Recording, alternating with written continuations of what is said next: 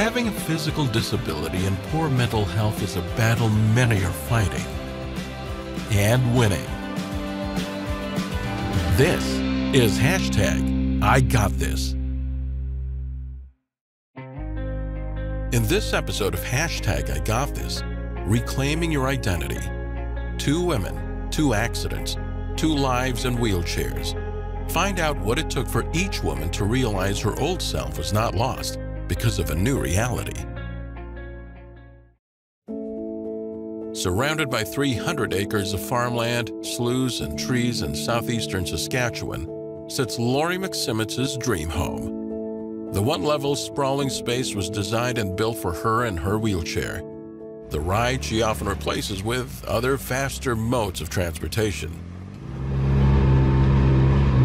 Like her 4-seater side-by-side, it has hand controls so she can off-road all over her property, while her husband hangs on for dear life. Limited mobility is not in her vocabulary. My name is Laurie McSimmett. I'm 59 years old. I had a low back spinal injury in 1982. I was 20 and I was helping on my parents' farm where we have cattle and horses. And I was attempting to move a great big round bale of hay, which weighs 2,000 pounds. My mom had chained it in the front end loader. And while I was going across the yard in the icy January, I was spinning out. So I lifted it high and it came over the top of the tractor, and the tractor has no cab, and it struck me on the side of my head and then bounced to the ground. I remember that my hips felt like they were further over than my shoulders, and I was gasping for air. I had trouble breathing, and because I had trained as a lifeguard and swimming instructor, I knew that it was a spinal injury. On the way in the ambulance, I remember, no way, this is not going to be my life. I'm gonna walk again. And then the doctors told her that was never going to happen. I remember feeling angry and crying and saying, you're not going to tell me what I'm going to do and not do. Laurie does use a wheelchair today, but that acceptance took years. The strong-willed, outgoing young woman back then focused only on walking. She used leg braces hidden under her pants to move about on crutches. But it wasn't practical as she couldn't carry anything and it caused significant soreness. Still, she refused to use a chair. I didn't want the identity of being in a wheelchair because my identity was built around my physical abilities and being sort of invincible in everything that I did. So this was something that I wasn't going to accept. Laurie even flew to Russia for surgery and injections she'd heard about. She got a bit more sensation down to her knees, but she still couldn't move her legs without help. She kept using the braces, but did have to use her wheelchair sometimes. She remembers when she started driving with hand controls and the first time she tried to fit her chair into the car. So I remember being so frustrated that I threw the chair on the ground and I spun out and drove away out of the yard because I hated it so much that I didn't want to have to do that. So that's when I'm like, no, I'm just going to use my crutches. I don't need that frickin' chair. And, you know, I just looked at everything that I couldn't do, and it was like overwhelming. Yeah, I feel like crying thinking about it, actually. Those times were few but dark. Then, a minor car accident forced her into the chair, and that shifted her focus. There was a silver lining because then I realized, oh, it's a lot easier using the wheelchair than walking after all. Because I can carry things, I can go to the grocery store, I can, you know, be a lot quicker. And I learned how to get the chair in behind the seat, and with patience, it wasn't that bad after all. Laurie began to use the wheelchair more often and found out it did not change her identity. She was still her old self in a new life, and she did not let it hold her back. I found that my idea of what it would be like in a wheelchair was not as bad as I thought it would be. Once I realized that people still were treating me fine and respectfully, then it was just fine. To this day, it's like, it's in your mind, I think. It's an attitude and it's a choice.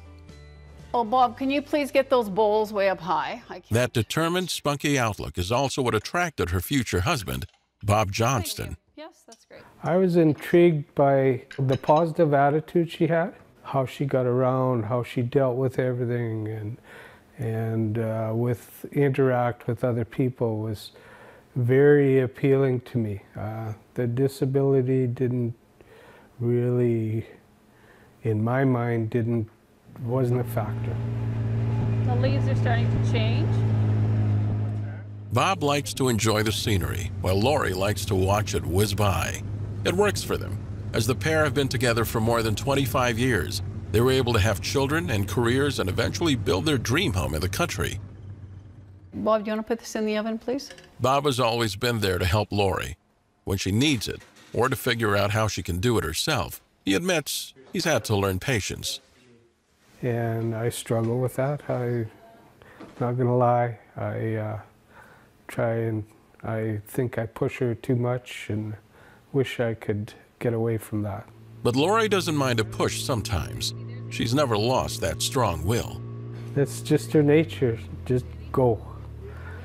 Worry about the consequences later. Laurie may have questioned her identity for a time, but she never forgot the person she was before the accident. Clinical psychologist Dr. Glenn Panzer says those are common feelings after a traumatic event, but you shouldn't let them define who you are.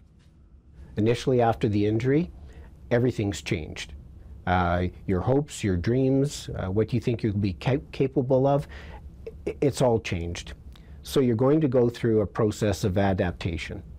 And that's going to include finding new goals, new dreams.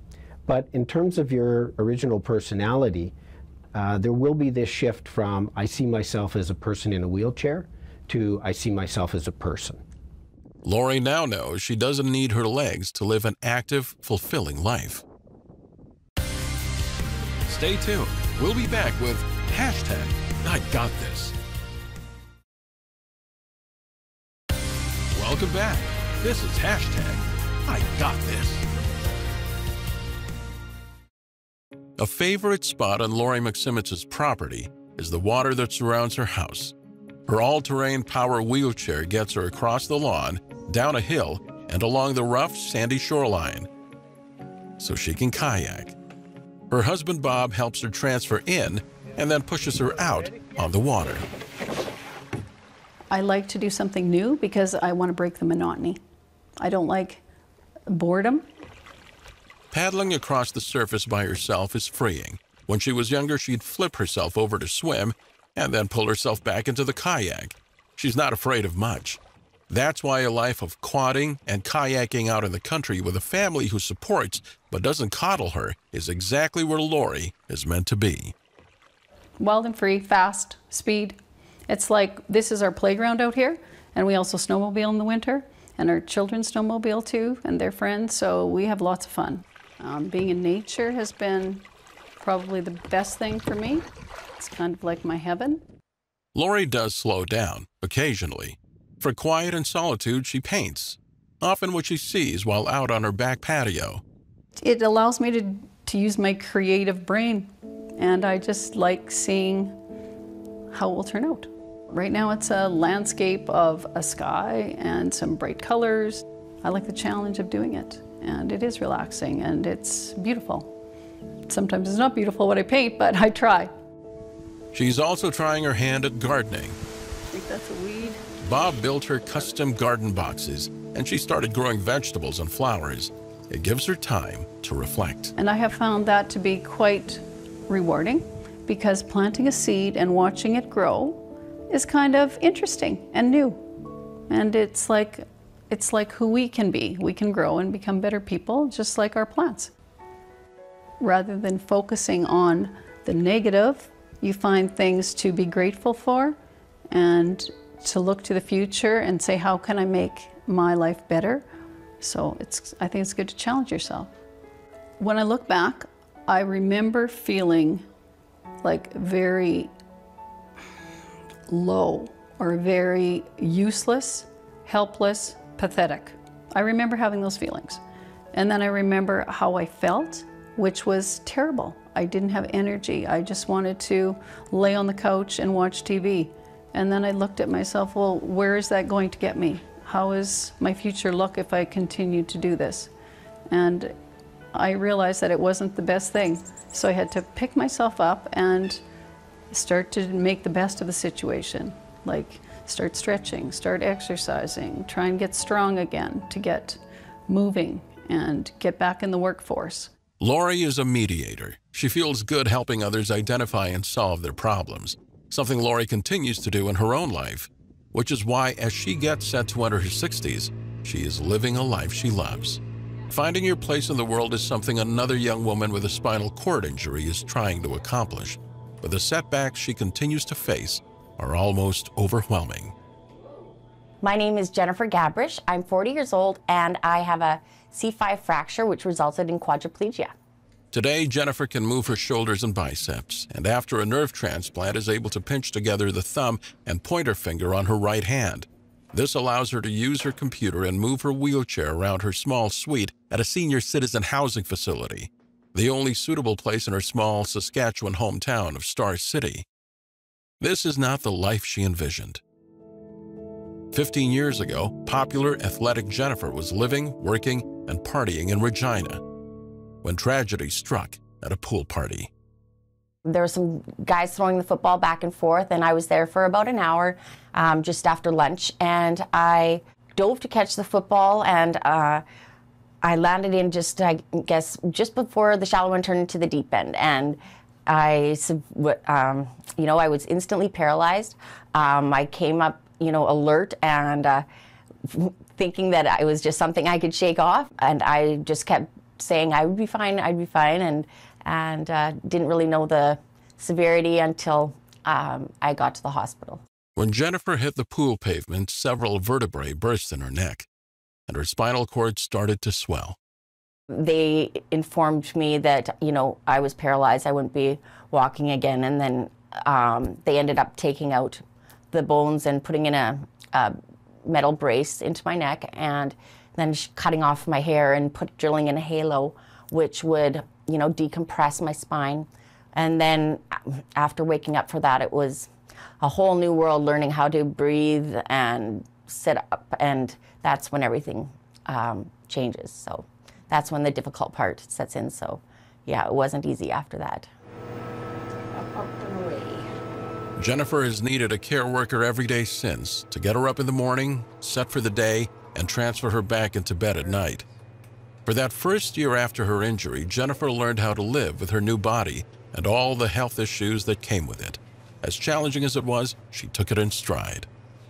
I was just optimistic from day one. I was flooded with such wonderful support from family and friends that I woke up with a smile on my face, and I just said, you know what, this world still has so much to offer. It's another challenge, and I'm going to take it on. That attitude would waver. But to begin with, Jennifer, who was admittedly a party girl before she was injured, went right back to that way of life. She stayed socially active, spent time at a paralysis recovery center, took part in clinical trials, and even returned to university for her master's in public policy. Limited mobility didn't really bother her until she started applying for jobs. When I would overhear things specifically related to my disability, it wouldn't have been a factor before. Say that's when it started to affect me, and also not being able to be included in certain activities. They would have work functions where they would all go golfing and all go, doing something that I couldn't do. Normally I would be out there like a dirty shirt. She put on a brave face, but was starting to hurt inside. Still, she kept going. She got a job she loved. Her parents bought her a house they made accessible, and she received funding to hire her own care worker. Jennifer calls that a blessing and a curse. She's their boss, but her life is in their hands. She suffered through over 100 care workers.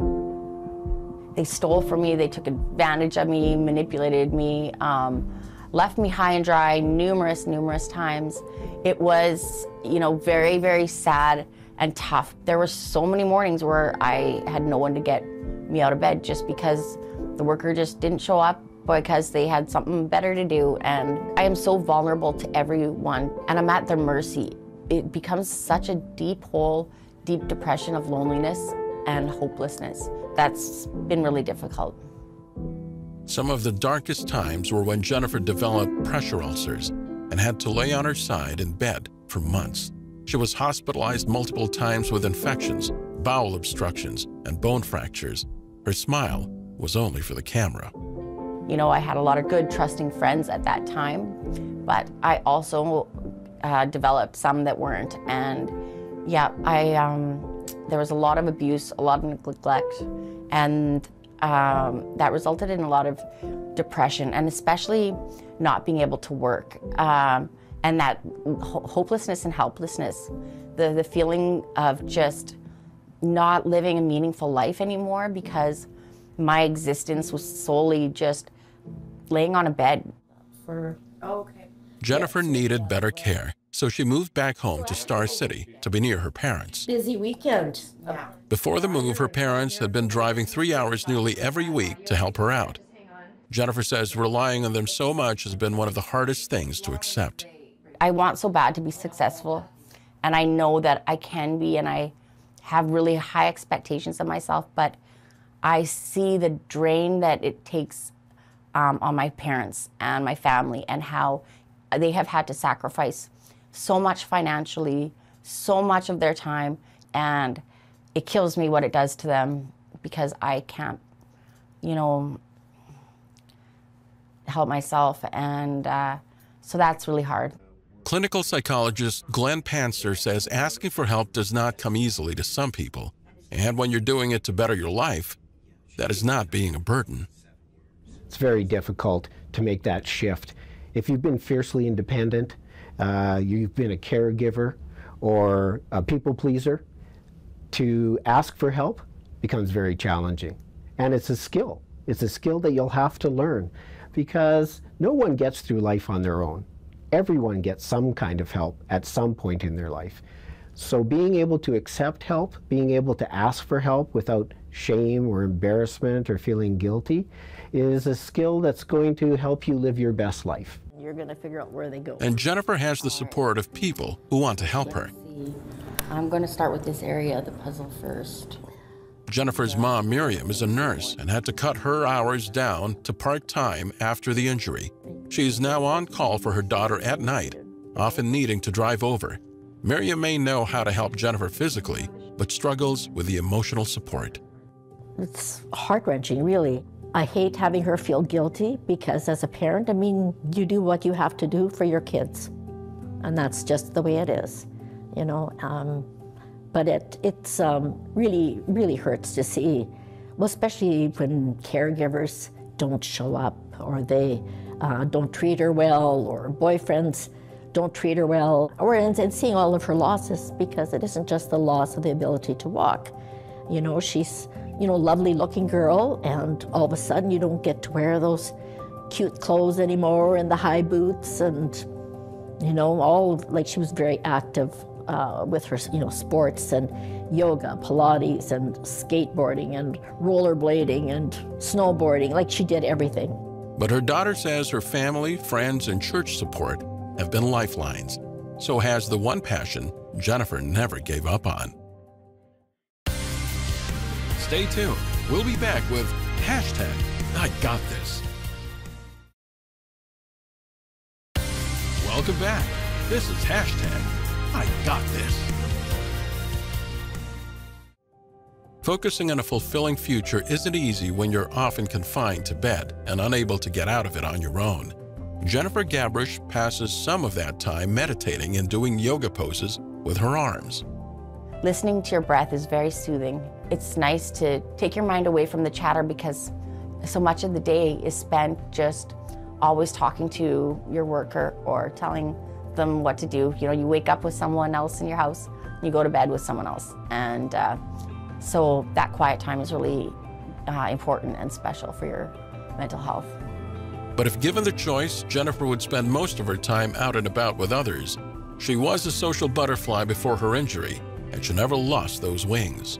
When it became difficult to find a job and keep up with her friends, she put her energy into helping others, in person when she could, or online. If you want to feel better about yourself, do something for others. She's volunteered for election campaigns, the Children's Hospital, Spinal Cord Injury Saskatchewan. The list goes on. Becoming an ambassador for the Rick Hansen Foundation, I think, was paramount in believing in myself and in establishing the network in my community with other individuals like myself. being active in some sort of community-involved activity is just, it warms my heart. It's like, gives me a high. And I think I could live my whole life doing that. Show me what you got. Sparring with her dad is one way to stay active, especially with COVID halting much of her social life. He also takes her fishing or driving around in an off-road quad chair he rigged up for her. If no one is available to take her out, she'll get her care worker to strap her hands onto a bar that hangs over her head so she can do pull-ups. Feeling that strength and feeling that my body is alive still again, feeling that muscle activation, because there's so much of the day or time you don't really feel your body and you're not really using it. So that's kind of good for my mental health. So is her emotional support dog, Shadow, who sits on her lap and keeps her company when she's lonely. Do you want to grab that iPad for me? And as simple as it sounds, being able to pinch her thumb and finger to do some of her own makeup is a triumph. The moment I woke up from my injury, every day has been like adapting and innovating, life. Jennifer is motivated to get healthy and move back to Regina, where there are more possibilities for jobs, friends, and volunteering. She is as determined as Laurie McSimmons to contribute as much as possible to the world around her. Hashtag IGotThis. Narrator Martin Yap. Video production Honeycut Studios. Integrated Described Video Specialist M. Williams. Content Development Specialist Jim KRYSKO. Coordinating Producer Jennifer Johnson. Director of Production CARA Nye. Director of Programming Brian PERDUE. VP Content Development and Programming John Melville. President and CEO David Errington. Copyright 2022 AMI Accessible Media Inc.